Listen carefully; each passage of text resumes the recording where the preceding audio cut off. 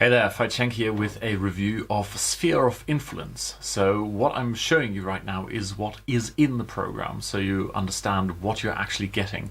Because at first sight, it looks a bit overwhelming when you look at the table of contents. I've actually gone through the entire thing, so here's my take on this whole thing. Just as a sort of pre-starter, just this sentence here, or these couple of sentences, this paragraph, quite nicely summarizes what Sphere of Influence really is about. It's a meta strategy, meaning it's not a fixed strategy. It's basically the strategy behind the strategy. There's a lot of fundamental information in here, which you can then use in different scenarios. And I will be talking about the different scenarios you can be using this in or for in a minute, because the one that is provided here is the sequence of pre-sale sites. So it's a meta strategy, a strategy that works to make selling completely superfluous. And I totally agree with this. This is basically the idea of doing proper marketing. So when it comes to the point where you need to sell something, you no longer need to sell. People are pre-sold. And the entire thing is not an exploitative thing. It is basically answering people's real underlying questions. That is the fundamental nature of this thing here. And the one strategy he teaches in the course is the pre-sale sites that are the engines of the Sphere of Influence. It's all customer centric and basically connects with your target audience. And at the end of it, they come to the point where they go, yes, I want it. Or those who are not a good fit never get to that end point. So then there is, typical Andre's Chaperon style, beautiful illustration of the whole thing. But the key thing is we now go down here and have a look at what's in the box. So you've got the introduction, of course, but the module 2 is belief reframing. And this is the meta strategy. This is the strategy behind the strategy. And it is all to do with belief reframing, beliefs and belief reframing. And it is a little bit difficult to explain how this can be not exploitative, because most people view marketing as something where you persuade people. And this is not at all a persuasion tool. On the contrary, it's the opposite. It's basically giving people an opportunity to look at their own problems, their own beliefs, and then either decide, okay, I will change that belief because it's a limiting belief, it is holding me back, it is not serving me, or they go, well, no, I'm stuck in my belief, and in that case, they will not advance in the pre-sale sequence you have. So that is the main thing, and there's a lot of good content in here. I'm familiar with a lot of this work previously. They're fantastic sources. The examples given are absolutely outstanding, so you can immediately go and say, right, this is how I'm going to apply this. And that brings us to part number 2, or part number 3, I guess. So in here you have fundamental strategies of how to help people change their beliefs. I think one way of explaining is, I've got a book somewhere up here on my shelf. Let's see if I can find it. No, not at first sight, because I'm staring into a bright light. It's basically how to change behavior. And the idea behind this is that a lot of people who face problems are facing an adaptive challenge. They need to adapt mentally.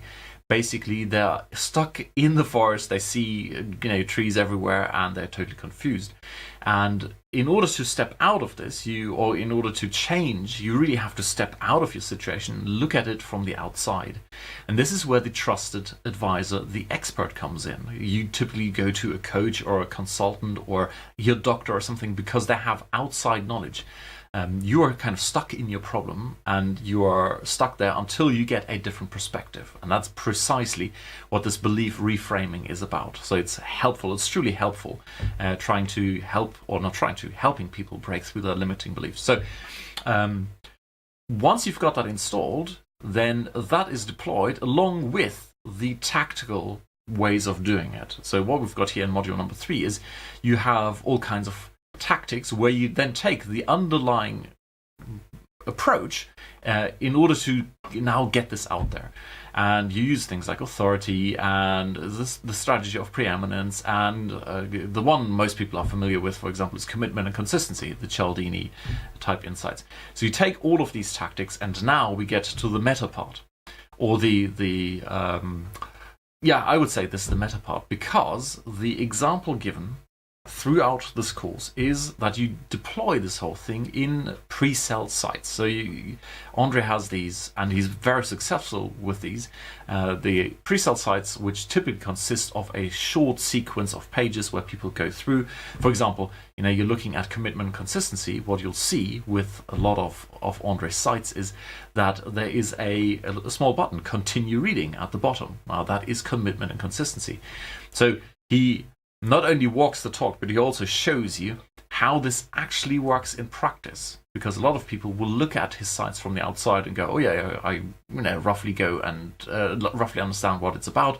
I'll copy it without truly understanding the underlying principles. One example is the commitment and consistency. If you truly understand how it works, you will have recognized those buttons on Andre's site.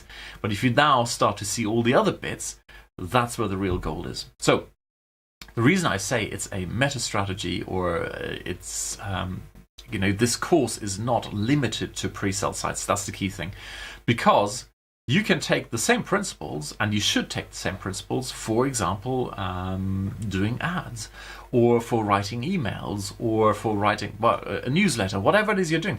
You could even use this, and should probably use this in sales conversations, to truly understand where do people struggle with their own beliefs, where can't they see the forest for the trees, and that where can you be helpful so they can get a change of perspective. That's really what this is about. So go back to module number 4 and then 5, which is all about the implementation of this whole thing, 5 and 6.